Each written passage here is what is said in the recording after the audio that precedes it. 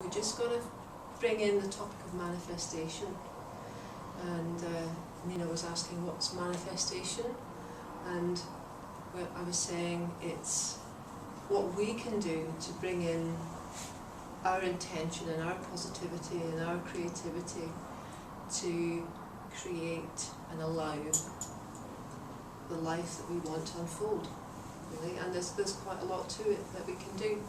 And really, Abraham-Hicks, the people we've just been listening to, are truly the masters of manifestation, the art of manifestation.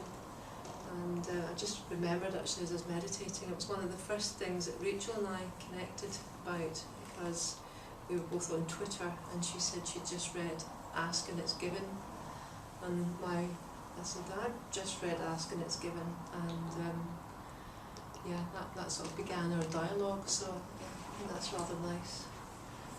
And also the Abraham-Hicks material has been material I've used since I met Pat. Pat introduced me to it way before they started publishing and all the rest of it. He heard about them right from their early days, and that's always influenced him, and he introduced me to it. And it's, I have to say, it feels to me like the kind of wisest of wise. And apart from my own meditation, which I listen to quite often, I listen to that one quite often as well. If I had to have desert island meditation, it would possibly be that one.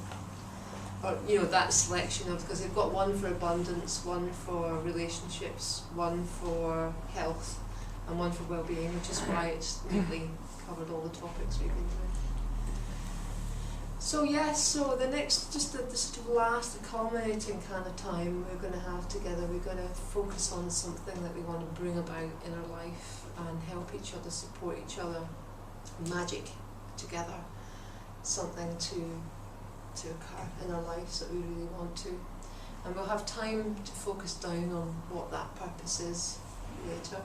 But I just want to describe some of the key principles to this art of manifestation.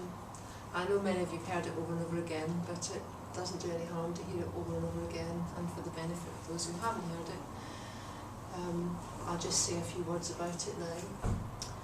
So this whole idea that we can positively influence the direction of our life relies on, there's a sort of a formula that I can apply, or we can apply, that helps us remember what the art of this is like. And the formula is 100% intention plus 100% surrender equals manifestation. So I'll explain what we mean by that. 100% intention is when we get really, really, really clear about what it is we want. So it might be that we want to understand what the next stage of our life is going to be about. And so our intention becomes, I would like clarity about what my next stage of my life is. So you're inviting that clarity in. So that's your intention, you want clarity.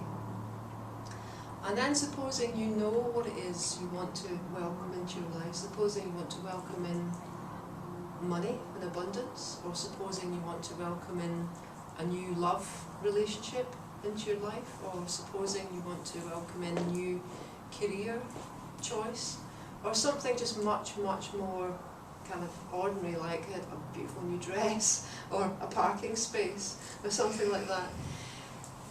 This part of the equation is about bringing 100% deserving intention to that.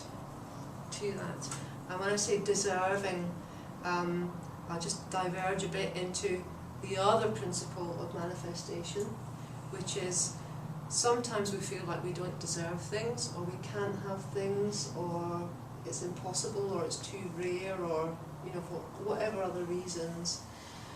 And we can get into what we call a mentality of can't have. We can't have it. And so things close down. We just don't really open ourselves to trying or to allowing. The other extreme is when we get into the opposite, which we call must-have. It's when we get really desperate and grabby and pushy and manipulative and kind of tight and tense, and that's when we start grabbing at things. And hey presto, that's not the best way of allowing what we want into our life either. So we've got can't have on one hand, and we've got must have on the other. Now if you look at the roots of both of those, the root of both of those is actually a lack of faith, a lack of belief, a lack of trust, because if you don't believe it can happen, you're in can't have. If you don't believe you deserve it, you're in can't have. But if you don't believe you can have it, if you're not really trusting, it also prompts must have. You're over trying, you're over managing, you're over manipulating, you're over grabbing. And what happens when that happens is that things start to be repelled by that energy, and you're trying to play master of the universe, and you're not really trusting. Should you really trust that if you just apply the formula, 100% intention, 100% surrender, it will happen and you can trust it. So to return to the formula, that's intention. You've got neither can have, neither must have. You've got a state of what we call havingness. So it's a state of havingness.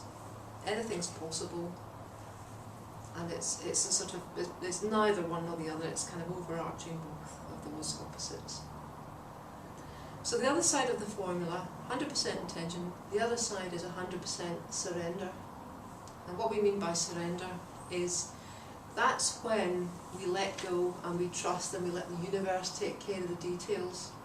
So it might be that you really want clarity in what it is you want in your life next. But you might not have a firm idea, so you just allow the universe to surprise you. So rather than thinking you have to kind of work it all out in advance, you get the energy and the essence and the core of what you want, but then you just put it out there and allow the universe to surprise you, allow it to come in ways that you probably couldn't possibly imagine, because the universe is much more magical when we let go of thinking that we've got to work it all out, we've got to suss it all out, we've got to organise it, plan it, make it happen. So it's a real relief. The surrender bit is a real relief. It doesn't mean surrender in a weak sense, it means surrender in the powerful sense of trusting and allowing things to happen, to rise up and meet us because we deserve it and because we know we're in the right flow. Surrender can also mean letting go. It's kind of the same thing, but it's about letting go of a fixed outcome. In other words,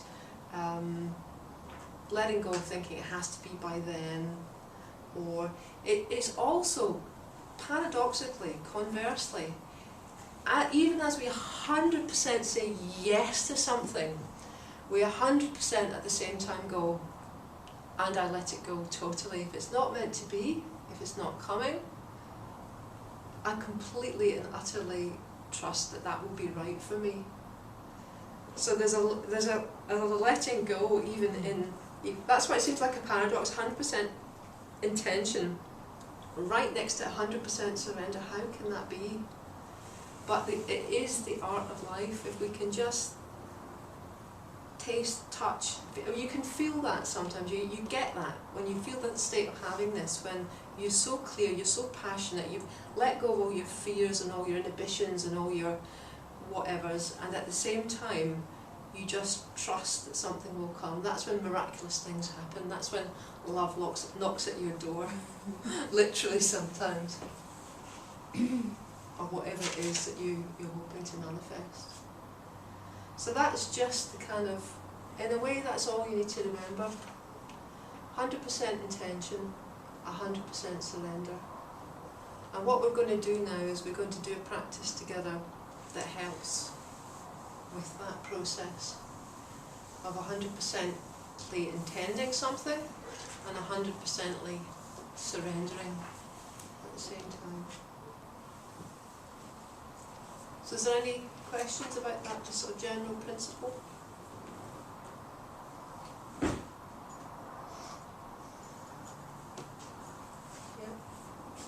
I know lots of us have heard this over and over and over again. But I enjoy talking about it over and over again. It's really good. Siobhan, what's the most magical thing you ever manifested through this? Oh gosh, the most magical.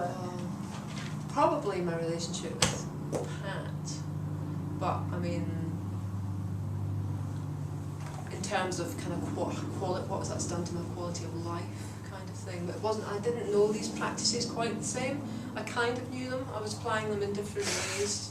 So Pat, funnily enough, was doing, as many of you know, the very practice that we're about to do, to manifest his divine relationship, sacred relationship into his life. And he was using those techniques. So I think he would probably describe me as his most magical thing. But I mean, there's been all sorts. There's been, you know, huge amounts of money. There's been holidays. There's been breaks. There's been cars. There's been, there's been all sorts. In terms of material things, there's been loads and loads and loads. But I use it for even really ordinary things like I said about parking space or something. It just eases life if I remember to just say to myself, I'd love there to be a parking space where it's really convenient. 9 times out of 10 there is a parking space. Whereas if I don't remember to say that, it's maybe 5 times out of 10 there's a parking space. So just putting that sort of loving intention out there. I mean, that kind of reminds me really of something that I said earlier on, and it bears saying again, because again this is huge Abraham-Hicks wisdom, is that what we do is we pay attention to what we want. We might acknowledge what we don't have within us, what we're not enjoying in our life, but then we pivot away from that and we put our attention on what we do want. So we don't go into the car park thinking, oh gosh, I hope there's not a car park, it's a busy Friday. And then we start sort of energising that, and so there's no parking space. We go, there is a parking space, I just know there's a parking space just for me.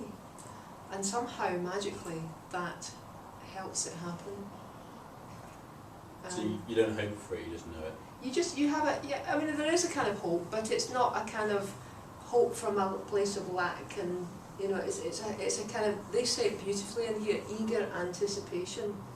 Appreciation of what is, this is another formula. Appreciation of what is, so gratitude, you count your blessings, even if you've been rubbish. You count your blessings, you remind yourself of what you do have. If you're in a state of lack, of not having, you say, well, I've got this great family, and I've got a house and beautiful food, and whatever you need to do to get yourself into that state of appreciation of what is, and then from there, you eagerly anticipate. So you're eager, you're joyful, it's exciting, it's yummy. And there's a sense of, oh, something's coming. So I think that's a bit different from hope. To me, that's a bit different from hope. It might just be words, semantics. It's faith. It is faith. My experience is faith. Yes. And yeah, the thing that you were saying about appreciation, for me recently, that's what's been the key. Because we did the first weekend, and we did all of that, and asking, I can't remember exactly what I asked for. I'm sure it was around finance because things were tight. And then I discovered, through I discovered The Magic by Rhonda Byrne, which is all about appreciation, which I've done before, but not in the way that she laid it out. So I thought, right, I'm going to just do it and see what happens. It was so. You were saying about that helped me with the appreciation. Yes. That really was like getting me really appreciate everything in my life, and it was just then the magic really, of the manifestation started to happen, and it's that faith. And I do the parking angel thing. Yes. I go, give me a space, please, and have faith that will be there. 9 out of 10. So I hope that just sort of whets your appetite, inspires you a little bit, reminds you. I mean, it is a matter of practice. It's just a matter of reminding ourselves and having the space to kind of remind ourselves. Can I just say something? Yeah. When you said about not having to sort it out yourself always, and I was just thinking, for example, just say, you think, oh, I really want to go away, like I do at the moment. What can I do? And then usually I would maybe go home and then go online and look around and think, oh, maybe this and maybe that, and like this would be like putting it out and then trusting. That doesn't mean I can't go online. Yes. It's not like you have to sit and wait until miraculously somehow they will ring you up and say, oh, by the way, you've won a holiday to this place. But it's like you can still look, but the right thing will come to you. You feed the energy. You feed the energy. Yeah, Sounds like, by and looking you don't feel like, oh shit, or maybe not, or yes, or this, but you just relax more, isn't Yes. I'm really glad you brought that up, because that is the reality of our everyday life, isn't it? And I think if we do find ourselves like slightly desperately online or something, it's a real sign to stop and go and have a bath or have a walk or do something, or do like we were doing today. And it's a bit like I said to you, Nina, you said, oh, maybe I should write this email. I said, well, maybe just see if there's something broader and deeper underneath, rather than sort of, trying to work it all out on that head level. Just drop it all temporarily and just see, and then we sort of collect up all that magic and all that wisdom and all that kind of power it is really. And then that comes into the service of our purpose.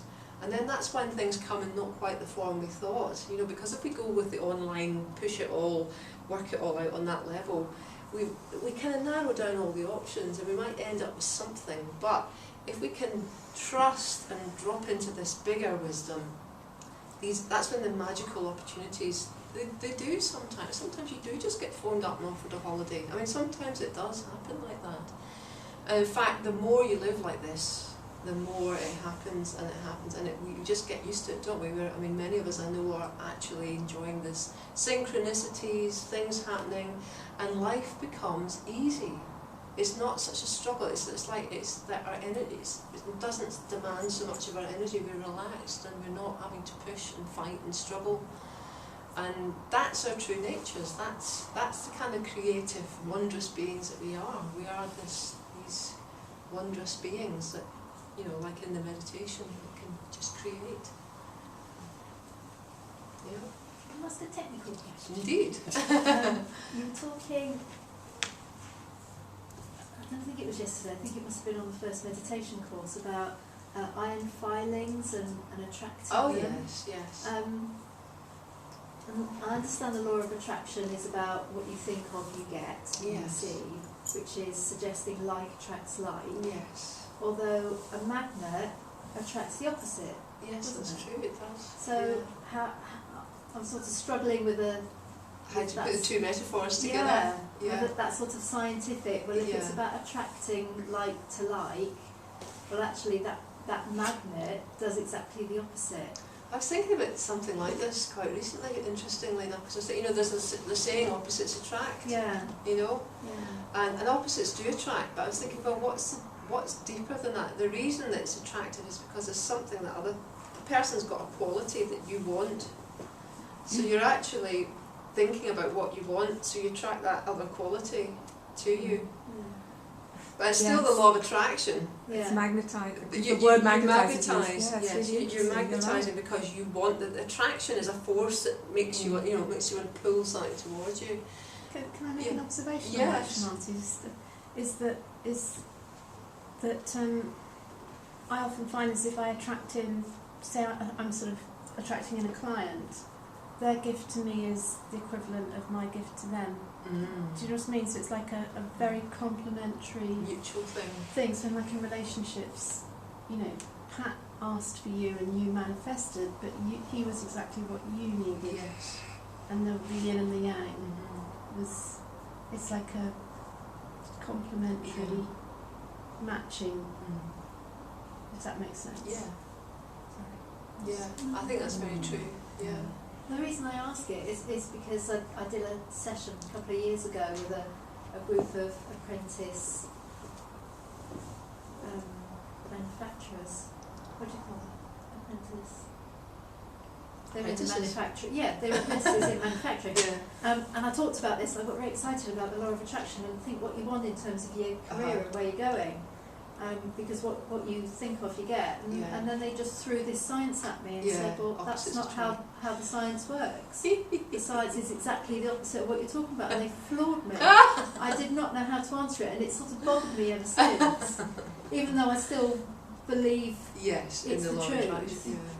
Although what they said has always bothered me. But Yeah. they were talking about Newtonian physics, and we're talking about quantum physics. So that's third dimensional physics, and this is fourth dimensional physics. They're both valid. One is valid for the material realm, and one's valid for the more spiritual realm. That's the answer. I totally get that. Yeah. Thank you. But also what Shrimati said is totally true, As isn't it? well. Because you're asking for what you don't already, most of the time you're asking for what you don't already have. Yes. So the magnet's is attracting the opposite. I think What my you- interpretation was a quantum physics interpretation absolutely. of a material physics. Yeah, law. That totally. I'm there, right? Sorted. Thank you. I used to love physics at school. I thought it was fantastic because it was all about laws of the universe. But, I don't know that they'd have been ready to have heard that, although I get it. yeah. And because they're all true. The material laws of physics are absolutely true on their level. Yeah. But from another perspective, it sort of includes those laws, but it's a bit more expansive. something bigger. Yes, Yeah, exactly, yeah. and so on and so on and so on. Yeah. Yeah. Fab. Yeah. Thank you.